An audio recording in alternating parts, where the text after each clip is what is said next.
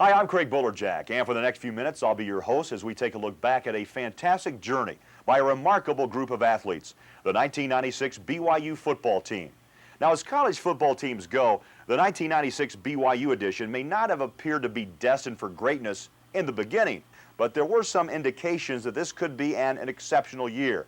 A legendary head coach in his 25th season and the chance to play a 15-game schedule, something no other NCAA team had ever done. Still, what united this unique group of players and coaches was the ability to draw together as a team for a common goal against uncommon odds. And most of all, to never stop believing that this was their year, the year of the Cougars.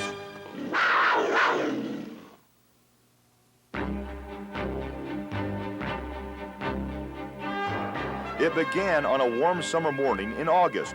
Brigham Young University Athletic Director Rondo Fehlberg had successfully negotiated a plan to focus the eyes of the nation on Provo, Utah for the first college football game of the season. The Cougars hosted Texas A&M in the annual Pigskin Classic. The Aggies were nationally ranked and considered to be a powerhouse representative of the Big 12 Super Conference. The game was a risky gamble that could have backfired on the school and its newly expanded conference, both desperately seeking national respect. For many BYU fans, however, this was a payback opportunity for an embarrassing loss to Texas A&M in the 1990 Holiday Bowl.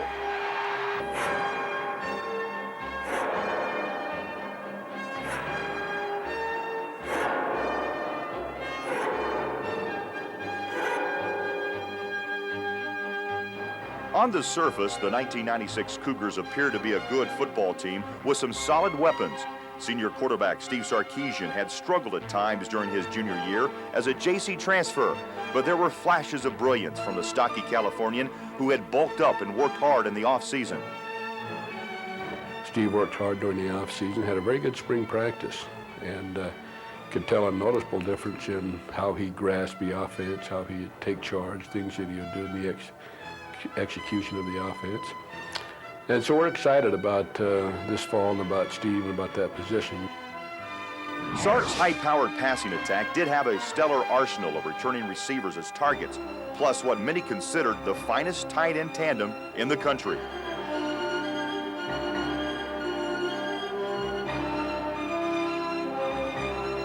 The big reconstructed O-line was anchored solidly by senior center Larry Moore.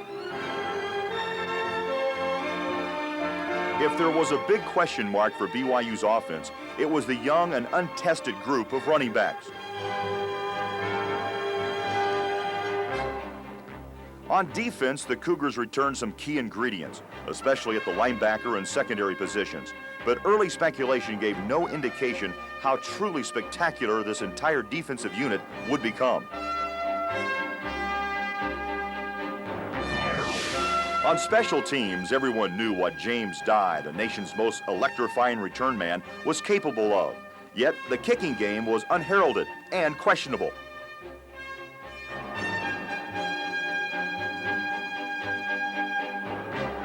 Still, head coach Lavelle Edwards and his staff sensed something unique and exceptional about this team. We felt that last spring. I think after the way the season ended a year ago, we felt like we should have had a much better year a year ago than what we had. And I thought these players stepped it up and they got together, and we had great leadership from the seniors, and then some of the younger guys stepped up as well. Then, of course, the input into the team with the recent recruits. So it's just one of those years, like I said, when it all came together.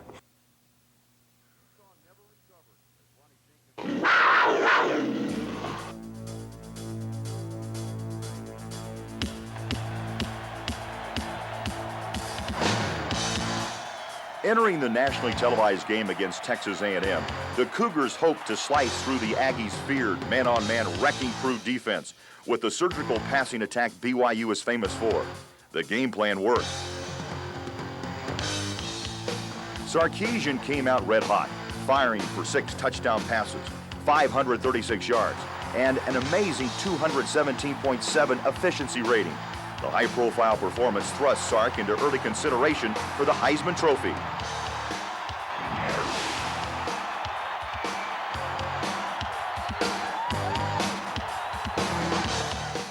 The defense rose to the occasion as well, stopping the Aggies cold in critical situations and forcing a big turnover in the second quarter that shifted momentum back to BYU.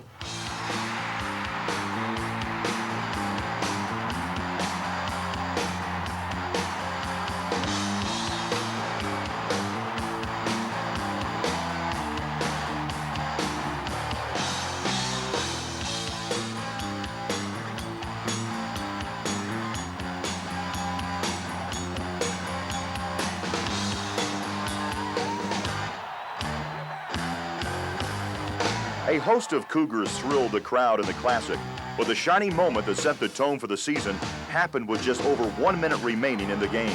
Here's a pass downfield. This one could go and is caught for a touchdown. It is Man, what a throw. I'll tell you what a throw. 24 seconds to take the lead at 40-37. The 41-37 win was the biggest for the program since the 1990 upset over Miami, and the nation took notice as the fans celebrated their heroes.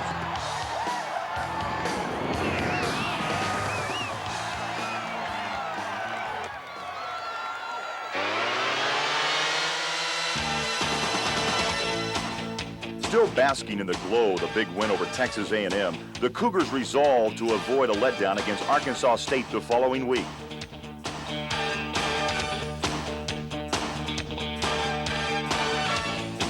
The struggling Indians were a replacement for Alabama on the schedule. The Tide backed down on the Provo visit due to SEC commitments. It was probably a smart move. BYU used the game to tune up its new ground attack. Junior running back Dustin Johnson stepped into the spotlight, pounding the Indians for nearly 10 yards a carry.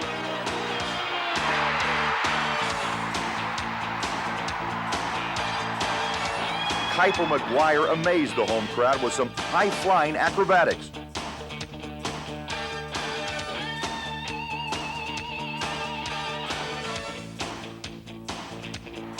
Over the middle. Oh, what a catch!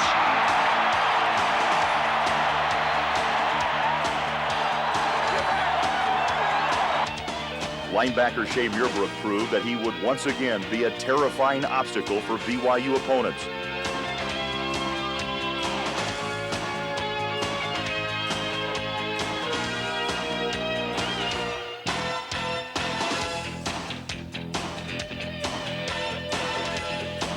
And senior Ethan Potchman demonstrated that the Cougar kicking department was off on the right foot with WAC Special Teams Player of the Week honors.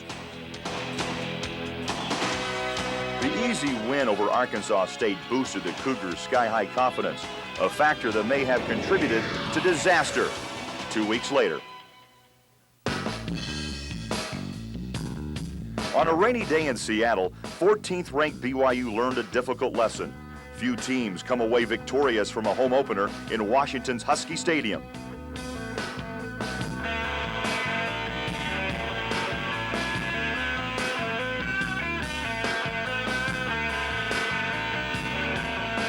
For perhaps the only time during the season, the Cougars took the field with an overconfident attitude, even arguing about what color socks to wear on national TV. In response, the Washington Huskies ran over the stunned BYU defense with a solid rushing game. Then punished Sarkisian and the offense throughout 3 quarters with 8 sacks and a safety.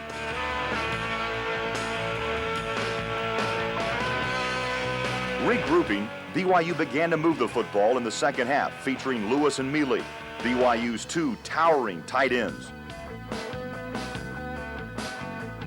The Cougars outscored the Huskies in the second half, but it was too little too late in a game that shattered the dream of a perfect season and ultimately proved to be very costly for BYU.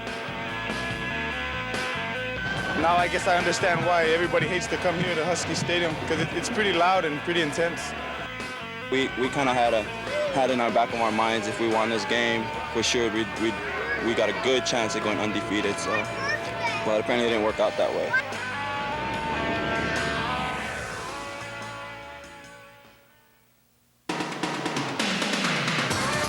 Shocked and angry, BYU returned home to open WAC conference play against the New Mexico Lobos.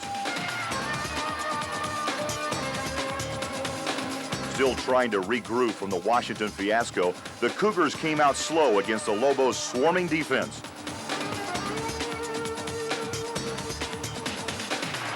Sarkisian and the offense struggled to get on track until just before the end of the first half, when Keifer McGuire found the end zone.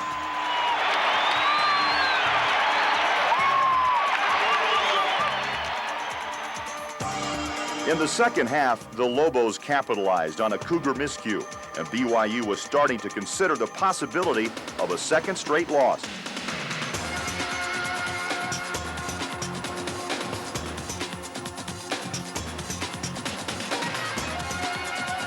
Refusing to back down, Butkus Award candidate Shay Muirbrook led the Big Blue defense in shutting down any threat, sacking tricky Lobo quarterback Donald Sellers 3 times and adding 13 more tackles to hold New Mexico to only 273 total yards.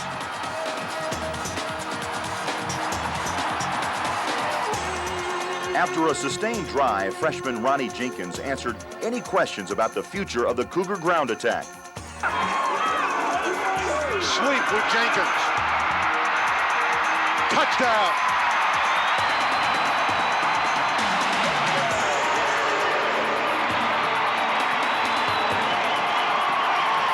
Finally, WAC Special Teams Player of the Week Omar Morgan showed speed does kill, putting the nail in the Lobo coffin with a crowd-pleasing blocked field goal attempt, sealing the Cougars' 16th straight win over New Mexico.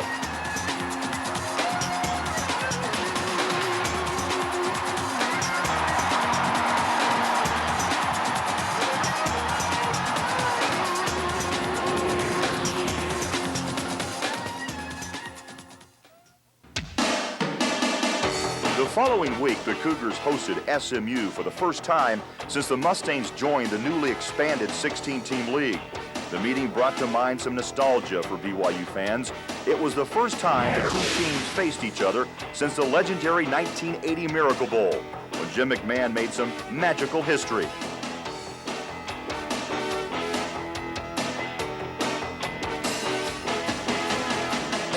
After 2 consecutive lethargic outings, the high-powered Cougar offense finally exploded.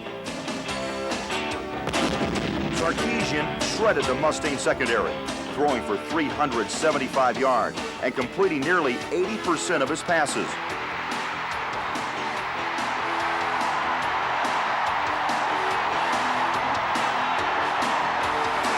Big tight end Itula Mili matched his jersey number with 88 yards on 6 receptions.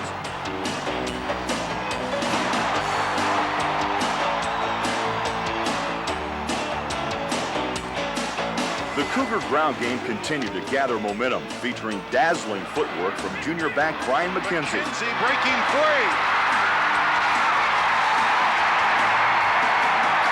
That's a brilliant touchdown by Brian McKenzie.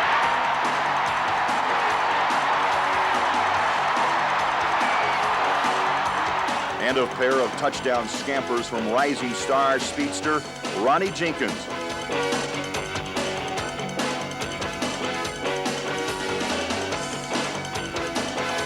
The sweep with Jenkins. Touchdown, Ronnie Jenkins.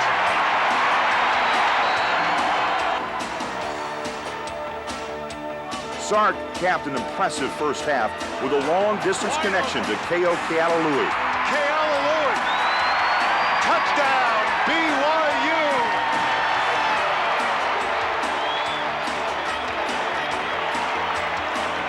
.56 yards, Sarkisian to Kealalui. And the Cougars have mounted a furious first half attack. While the offense took a breather in the second half, the BYU defense smothered the Mustangs. SMU's dangerous trigger man, Ramon Flanagan, went down 6 times.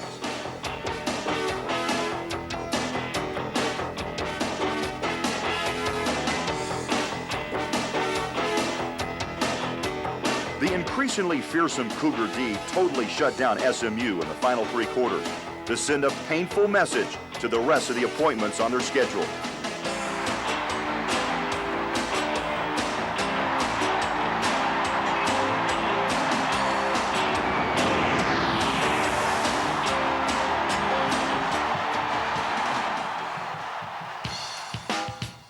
Taking a break from the WAC wars, the Cougars traveled to Logan, Utah on a Friday night to reignite the in-state rivalry with Utah State. In front of a record crowd, the two teams battle for bragging rights and the old wagon wheel trophy. Almost immediately, linebacker Brad Martin destroyed any Utah State dreams of an easy upset. Ethan Potchman continued to earn respect with the Cougars' first two scores.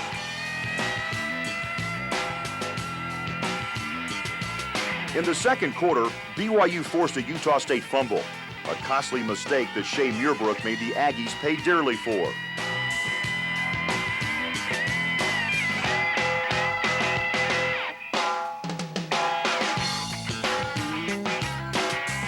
In the third quarter, James Dye sent personal regards to his former school with an electrifying 79-yard dance to the end zone. It was merely a taste of the future.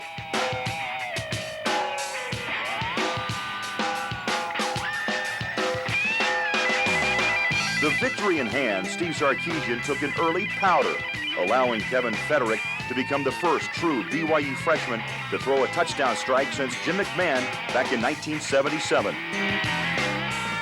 Then Cahoon's grab slammed the door on the Aggies and gave Lavelle Edwards a reason to smile with a big win over his alma mater.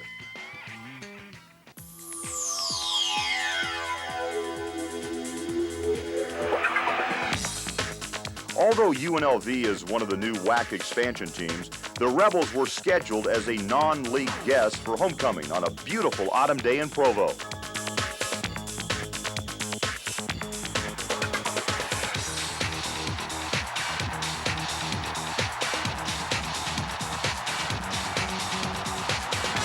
The winless team from Vegas took some gambles and scared the Cougars early. But again, it was Brad Martin who stepped up to stop the rebellion with two key fumble recoveries.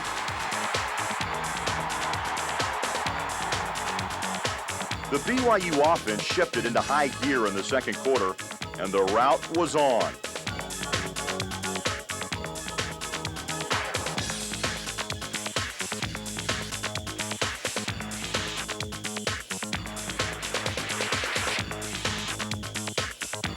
Outstanding tight end Chad Lewis worked on his Superman impression, leaping tall defenders in a single bound in key third down situations. 11 different Cougars hauled in receptions, including 2 touchdown grabs by Jenkins before halftime.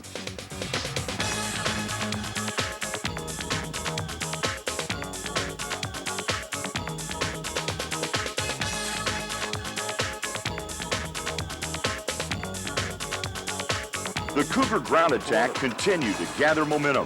McKenzie, touchdown.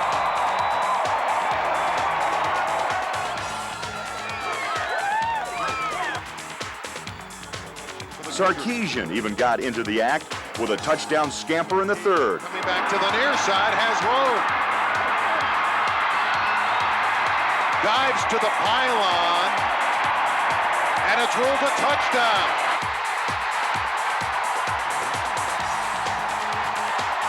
The Rebels' talented freshman quarterback Joe Denton spent a lot of time on his back taking in the picturesque Provo scenery, courtesy of another big day by Shay Muirbrook and sophomore defensive end Darren Yancey.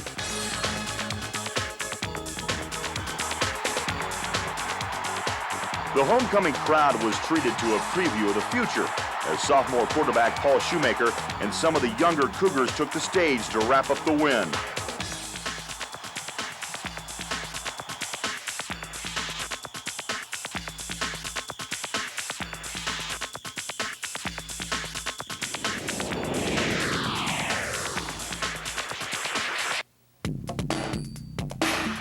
BYU hit the road to windy Oklahoma to take on Tulsa, another WAC newcomer.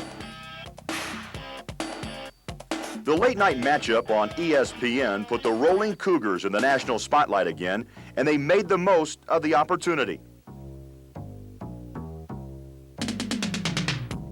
Ethan Potchman kicked off the festivities with a 51-yard field goal straight into the eye of the Golden Hurricane. the longest for the Cougars in nearly a decade. Shay Muirbrook continued to be a defensive monster, forcing costly mistakes, including a 38-yard pickoff, earning WAC Defensive Player of the Week status in the process.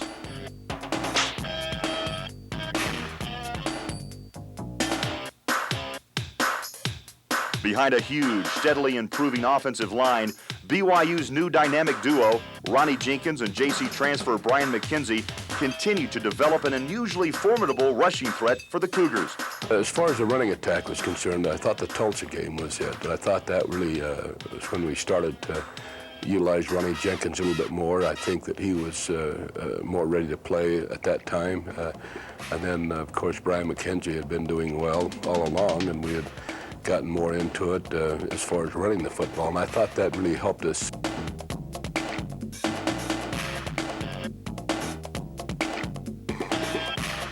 From the outset, Sarkisian and company went to work picking apart the stunned Tulsa defenders.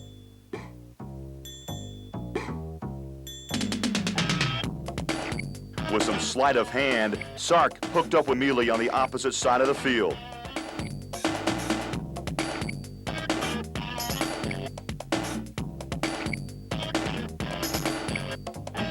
Tulsa snapped out of a daze late in the first half to briefly make the game interesting.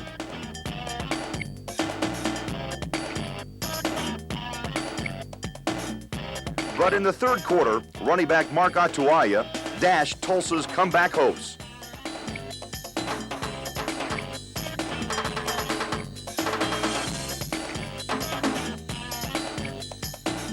Then Sarkisian ended all doubt, hitting James Dye full stride on a quick slant to blow away the hurricane and exit Tulsa with the mission accomplished.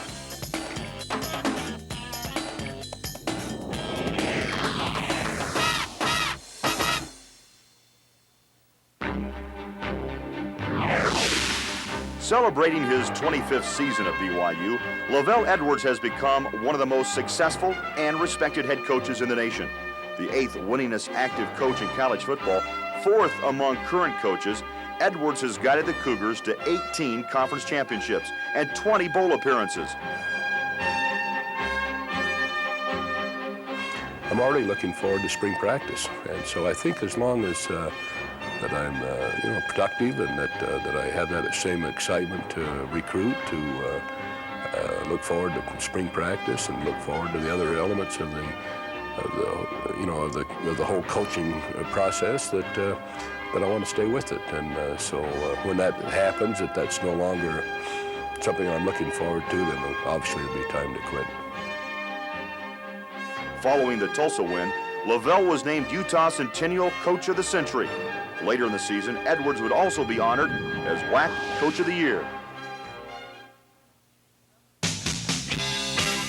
7-1, the Big Blue Roadshow stopped next in Fort Worth, Texas. Under former Heisman winner Pat Sullivan, the TCU Horned Frogs were hoping to make a big splash in the new WAC Mountain Division. The Cougars jumped on the Frogs early.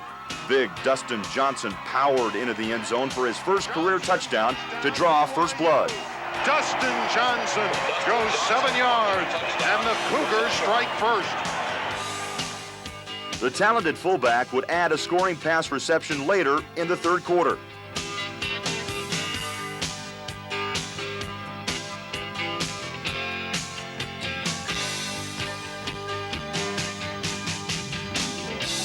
Sarkisian came out firing to become the first quarterback in the nation to throw for 3,000 yards in 1996. The senior gunslinger tossed 3 touchdowns, including a second quarter aerial to junior Ben Cahoon.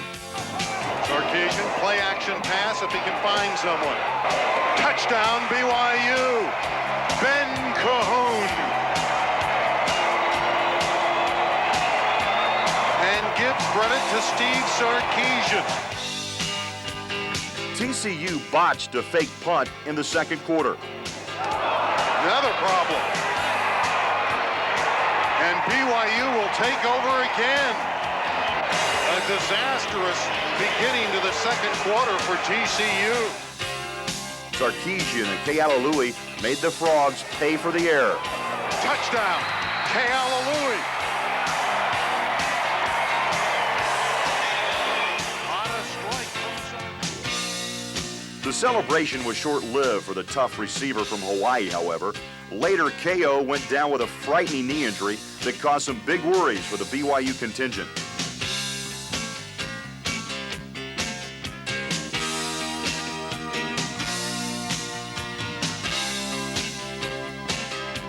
But it was the balanced Cougar ground attack that continued to prove deadly. Late in the first half, senior running back Mark Atuaya took the matter in hand and ruined the Texas school's homecoming party.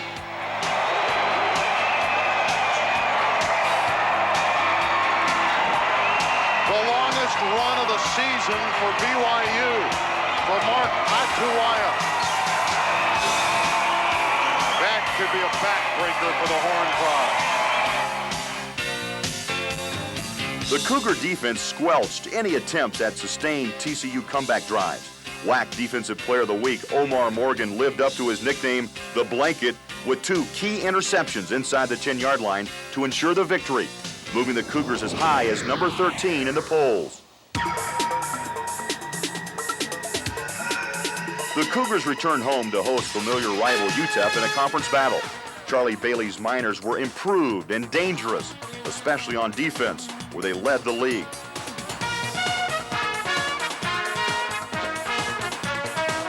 But it was the Cougar defense that stunned UTEP early, as safety Chris Ellison stepped up to earn the nod as WAC Defensive Player of the Week. Great time for Lil Jahir, but it's intercepted. Ellison is on his way. Chris Ellison. Touchdown, BYU.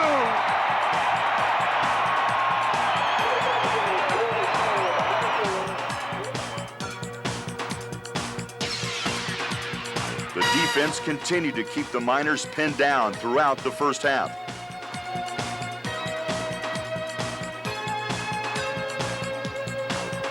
While Brian McKenzie ran over, through, and around the frustrated UTEP defenders. Brian McKenzie, touchdown, BYU.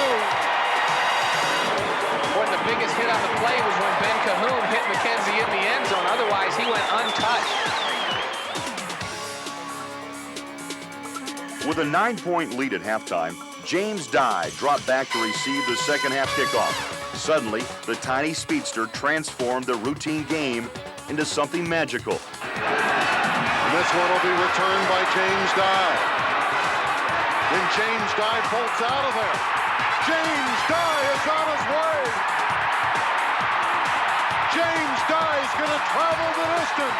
Touchdown, BYU. Dye's electrifying return tied school and stadium records and received the AT&T Long Distance Award for the 1996 season. Quite a way to begin the second half. Tight end Chad Lewis twisted the fork in the Miners with a key 4th down score. Sarkisian passing. Touchdown, BYU to Chad Lewis.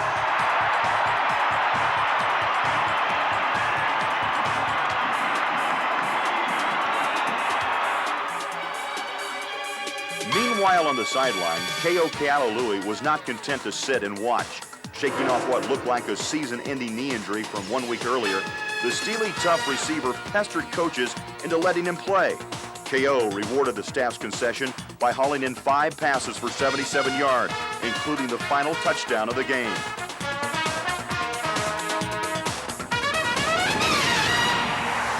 The Cougars jumped to number 12 in both major polls. After humiliating WAC favorite Utah the previous week in Houston, the Rice Owls invaded Cougar Stadium with similar plans. Former Air Force coach Ken Hatfield installed a tricky option attack that had Rice in serious contention for the conference crown. The challenge is they're always a contender. So to win our division, you got to beat BYU.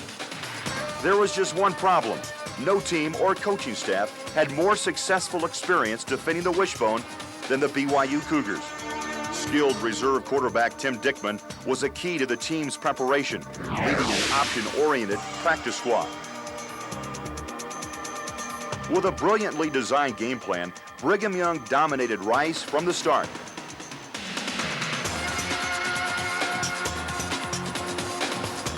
The defense was nothing short of spectacular, shutting down and stifling the Owls at every turn.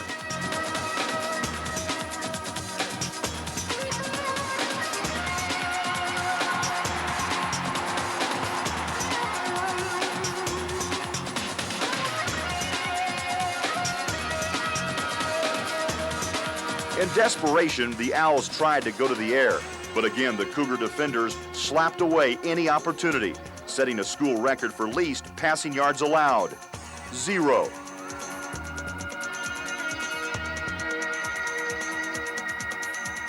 We played the wishbone pretty good over the years, but this was probably as good outing as we've ever had.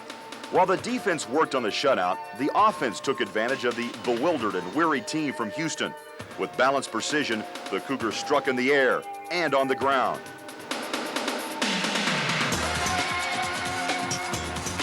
Dustin Johnson broke open a first quarter stalemate with an exclamation mark. Dustin Johnson. Touchdown, BYU.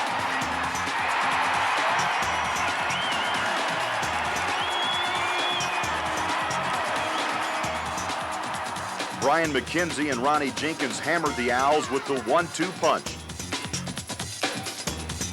McKenzie rushed for 97 yards and 2 touchdowns, while his partner in crime scrambled for 109 yards on the ground. Scramble. This is the freshman Ronnie Jenkins.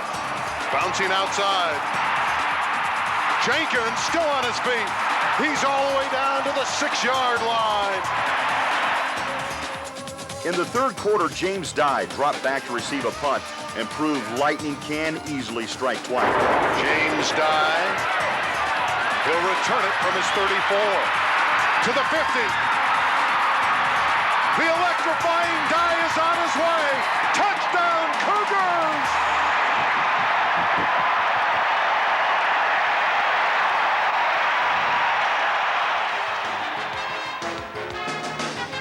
It was a perfect finale for the seniors in their final home game.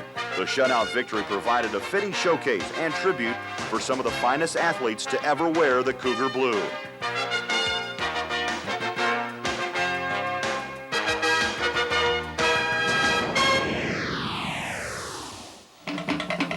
Normally a distracting visit to paradise, the Cougars traveled across the Pacific to Hawaii, only to discover a waterlogged island saturated by unrelenting rain.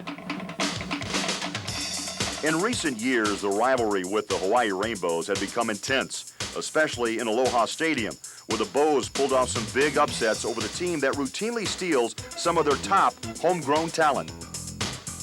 Eyeing the division and conference championships, as well as a huge game the following week, the Cougars could not afford a letdown. But this was a different Hawaii team, struggling to find its identity after new coach Fred Von Appen took over and cleaned house, banking on the future. The elements proved to be a factor as the Cougars worked with a heavy, soggy ball on the drenched artificial surface. Several members of BYU's Polynesian pipeline were anxious to return home in front of friends and family. Mark Atuaya from Laie didn't waste much time getting things started. Dumps it off to Atuaya. Touchdown, BYU.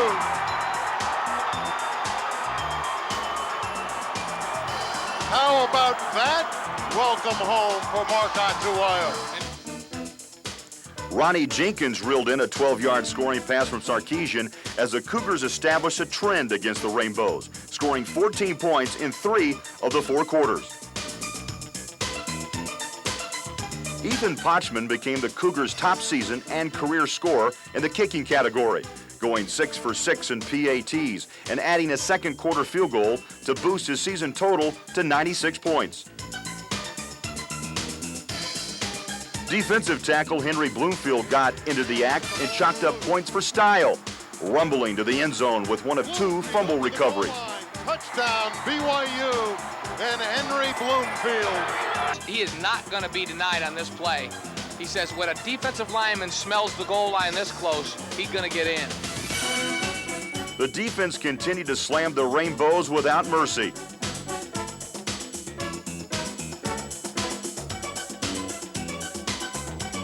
Senior defensive back Tim McTire added to his impressive Cougar career and scored WAC Player of the Week honors with 2 steals in the secondary.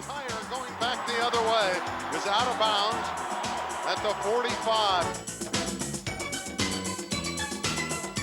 Finally, Brian McKenzie knocked any remaining wind out of the Hawaii threat with his decisive stamp on the final score. Brian McKenzie will score.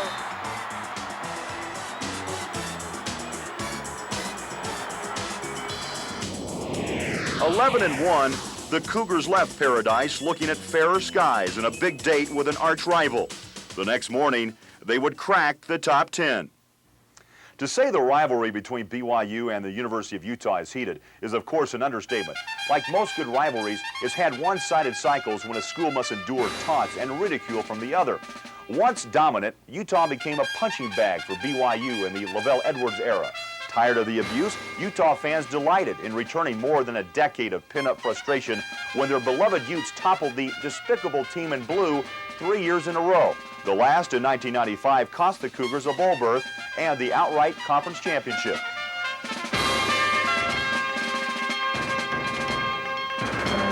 Preseason media favorites to win the division and the conference title, the Utes were once again in prime position to steal the Cougars' top 10 thunder. As the two teams prepared for battle on the Utes' home turf, the stakes seemed incredibly high. Aside from bragging rights, to the victor went the first Mountain Division title, a chance to play for the WAC championship in Las Vegas, and a likely bowl bid. For the Cougars, a slot in the Elite Bowl Alliance even seemed within reach.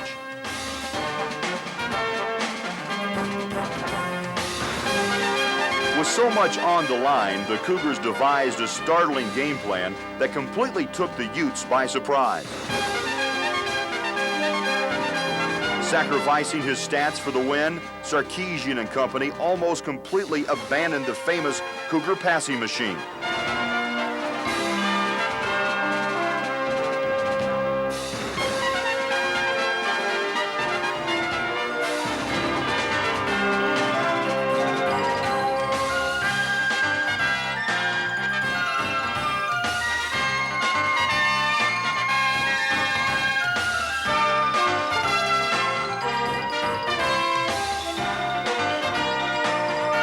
Instead, BYU took aim and fired their newfound rushing weapons straight at the heart of the stunned Ute defense.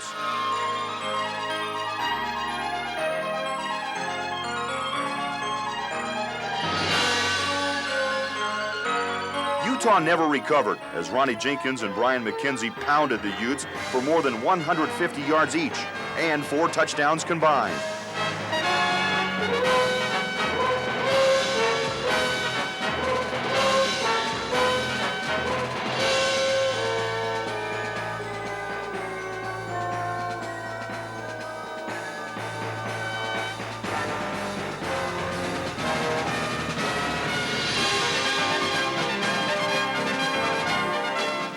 Even Utah's own highly touted rushing game never got on track, as Shay Muirbrook and a motivated BYU defense all but stopped mammoth running back Chris Fuamatu Ma'afala dead in his tracks.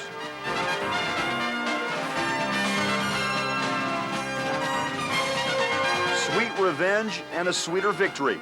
No one cared that the Cougars' streak of 17 games with a touchdown pass had ended.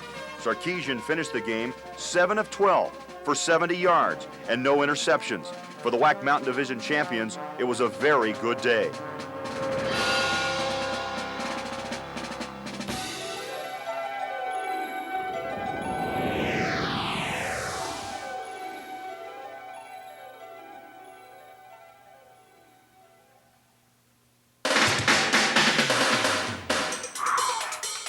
The new Western Athletic Conference boasted 16 teams spread over 9 states, 4,000 miles in 5 time zones.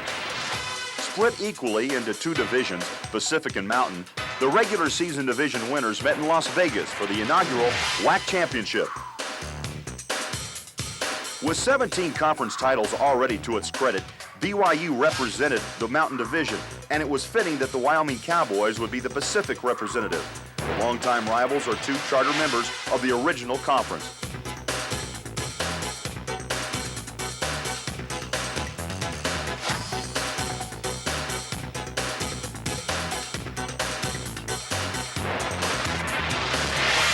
In celebration, the WAC and the city of Las Vegas rolled out the red carpet with pregame festivities fit for a bowl game.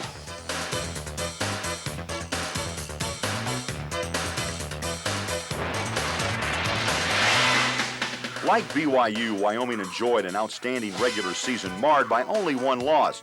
With an explosive offense led by senior quarterback Josh Walworth and sensational receiver Marcus Harris, the Cowboys felt they had something to prove. Sensitive to the media buzz that the conference would benefit more from a Cougar win and a possible alliance invitation. Everybody involved with the WAC would like to see BYU win, just because, you know, the notoriety for the conference and for the university themselves. But you know, we're just here. You know, we're the Cowboys, and we're not the Cougars, and we're not BYU this, we're not BYU that. We're Wyoming Cowboys, and we're 10-1. You know, they're 11-1. We're here to play. You know, it's we'll see who wins tomorrow. It's just coming down to that. You know, talk's about over. On game day, more than 41,000 Rockers fans and a national television audience converged on sold-out Sam Boyd Stadium.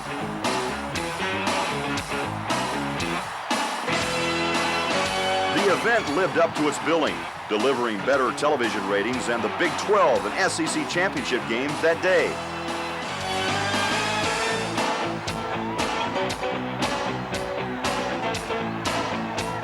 From the beginning, the Cougars and Cowboys stood toe-to-toe, trading big punches for 4 quarters.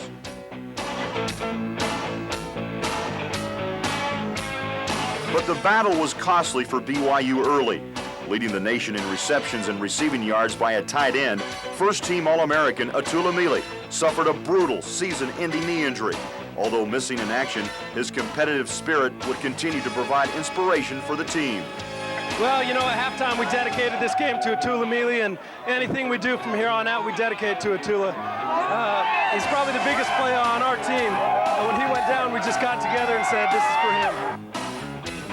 Settling into a defensive struggle in the first half, special teams played key roles.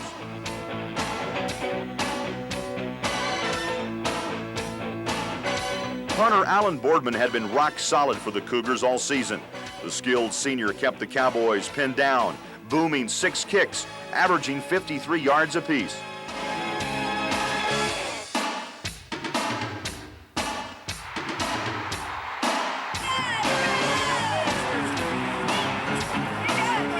Ethan Potchman struck the first scoring blow for the Cougars with a 30-yard field goal in the first quarter. And another 47-yarder just before the half. Brian McKenzie put the Cougar ground game on track, and BYU enjoyed a 13-zip halftime lead. Touchdown, Brian McKenzie. In the second half, the momentum swung dramatically over to Wyoming as the Cowboys scored 17 unanswered points to move ahead.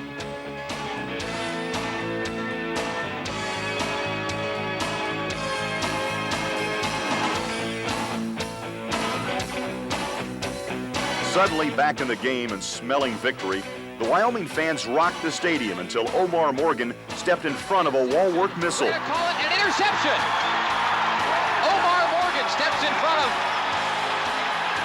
the Wyoming receiver at the far sideline. What a turnaround. Omar Morgan gets the feet in bounds. It's BYU football. Capitalizing on the turnover, the Cougars marched 44 yards in just 3 plays to recapture the lead. Undaunted, Wyoming stormed back with a touchdown and a 2-point conversion to go up 25-20.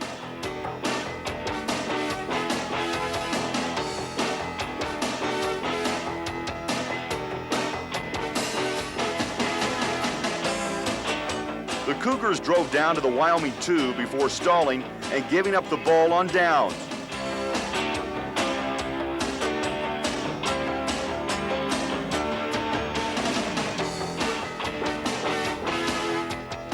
The Cougar defense corralled the Cowboys, forcing a punting situation from their own 5. But rather than give BYU excellent field position with just 2:05 remaining, Wyoming coach Joe Tiller rolled the dice and took a safety. In a town where luck is fickle, the risky gamble proved costly. Following the free kick, the Cougars drove downfield, racing against the clock.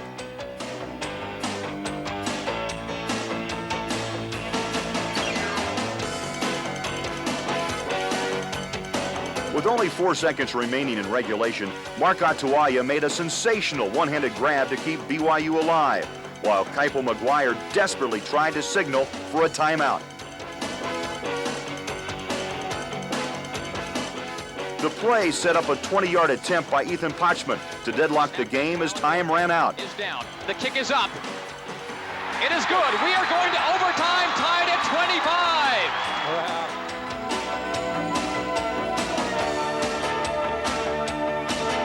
In overtime, BYU won the toss and deferred to Wyoming. BYU has won the toss. The Cowboys sputtered and stalled, giving the ball over to the Cougars and setting up Ethan Pachman for one of the most dramatic and heroic moments of this or any season. From Mercer Island, Washington, the senior, the only year you're going to see him. The snap is back, it is down, it is up, and it is good! BYU wins the WAC! The BYU Cougars are Western Athletic Conference champions! The Cougars have won the WAC! The ensuing celebration was as historic as the championship win.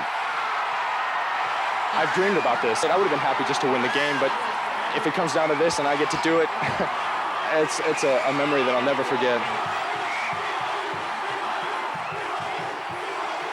Certainly the Wyoming game is one of the real exciting endings I've ever been involved in. 13-1 and ranked number 5, BYU and its conference firmly believed the Cougars had earned the right to play in the $8 million Fiesta Bowl as part of the Bowl Alliance. But the sheepish Alliance Committee finally snubbed BYU and outraged the nation, casting serious doubts about the integrity of the selection process. Texas Longhorns to our upcoming game. Well, we've had a proposal on the table to the Alliance for 6 weeks, and they have promised that they are going to get back to us on it, and we're confident that they will. As early as next week, we will hopefully sit down and negotiate and bargain with the Alliance to have access next year. The minimum ranking is what we're after right now. As a result, the Cougars gladly accepted an invitation to play for the first time on New Year's Day, hosting Kansas State in the 61st Annual Cotton Bowl Classic.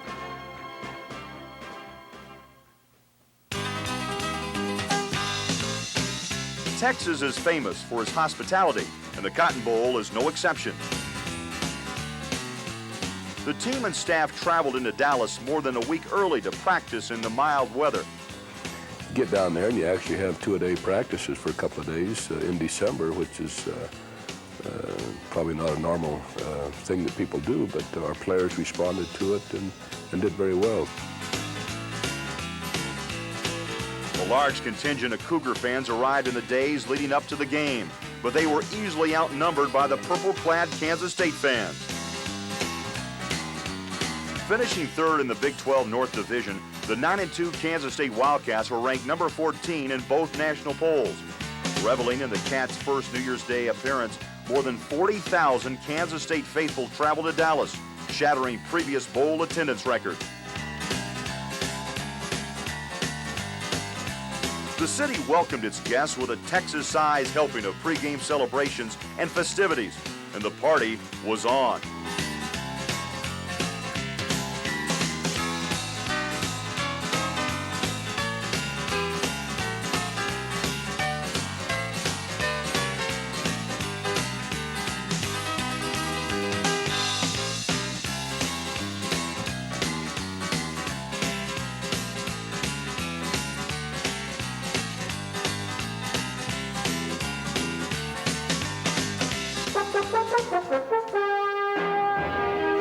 first day of 1997 dawned clear and warm in Dallas.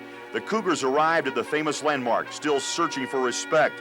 Even with their record and ranking, the home team in blue was considered the underdog. As the stadium slowly filled with a noticeable purple haze, the Cougars took the field and contemplated their place in history.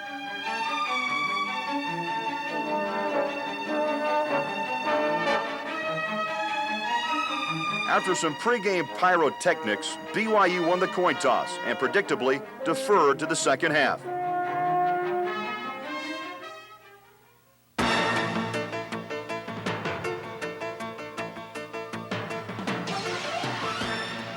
Then the Cougar defense created some of its own fireworks, causing chaos for Kansas State's offense, holding the Cats at just 29 yards in the first quarter and drawing first blood as Muirbrook tagged quarterback Brian Cavanaugh for 2 points.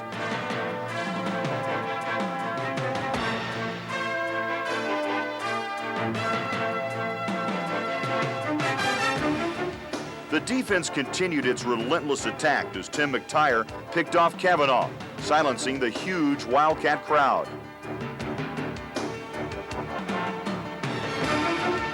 The Cougars were able to move the football early, but had to settle for 3 points from Potchman late in the first.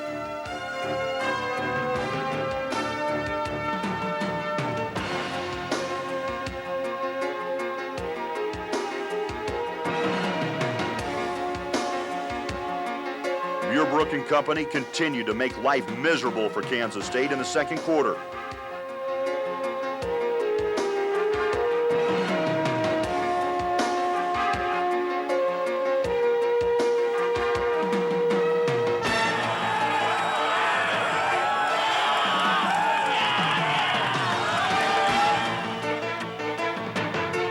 With just seconds left in the half, Cavanaugh heaved a desperation Hail Mary that somehow found Andre Anderson in the end zone with no time remaining.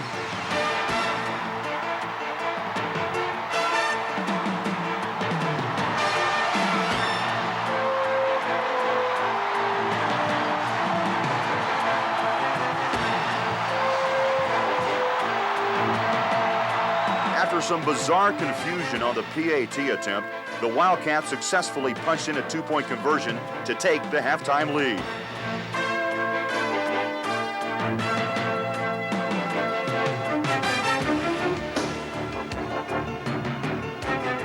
In the locker room, the BYU coaching staff told the players not to worry about the score.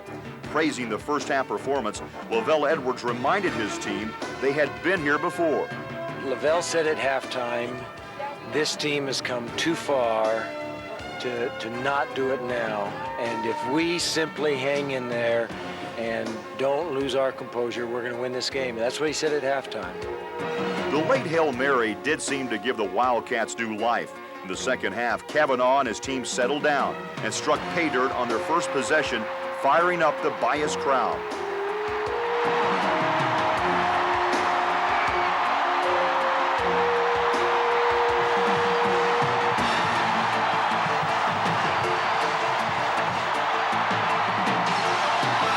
For the remainder of the quarter, however, the game would settle into a defensive struggle.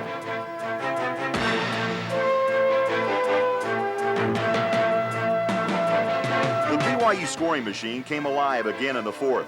Sarkisian capped a 4-play drive by finding James Dye streaking towards the end zone.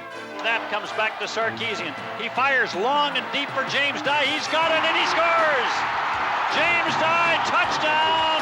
And he beats Dimitri Denmark, who was right there with him. A 32-yard scoring pass from Sarkisian to James Dye.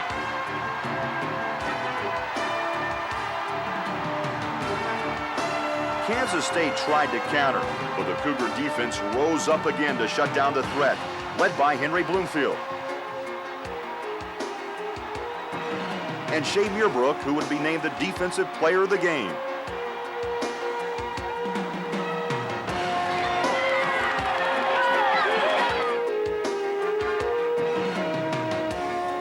Overcoming some questionable officiating, the Cougars drove downfield.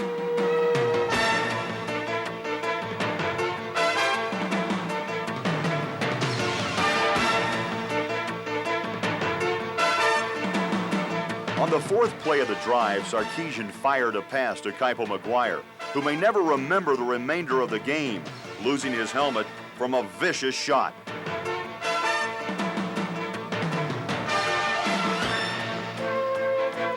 With just over 3 minutes remaining, Sarkisian dropped back in the shotgun and found K.O. Kealalui. Stands in the pocket, lost one into the end zone. Touchdown! K.O. Kealalui.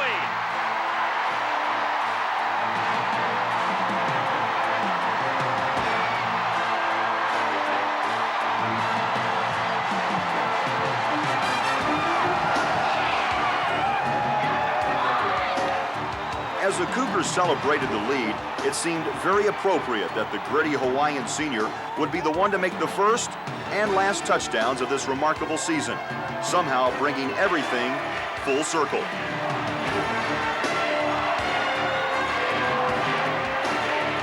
The trash-talking Wildcats were not quite ready to throw in the towel. Kavanaugh and company established one last drive that marched all the way to BYU's 22-yard line until Tim McTire denied a coffin corner touchdown.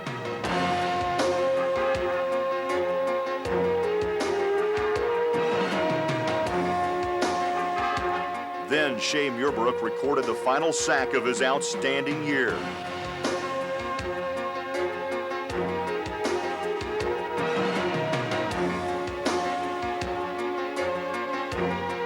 Kansas State moved to the BYU 12, and with just under a minute left, Kavanaugh dropped back to pass while defensive back Omar Morgan positioned himself for what BYU fans will always refer to simply as the pick.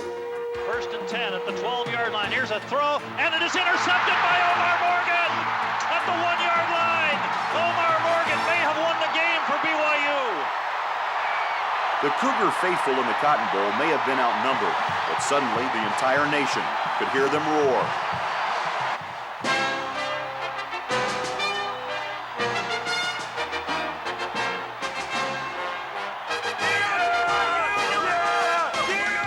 Offensive player of the game, Steve Sarkisian, took a knee, finishing his astounding career at BYU and marking the beginning of an emotional celebration that would last a lifetime.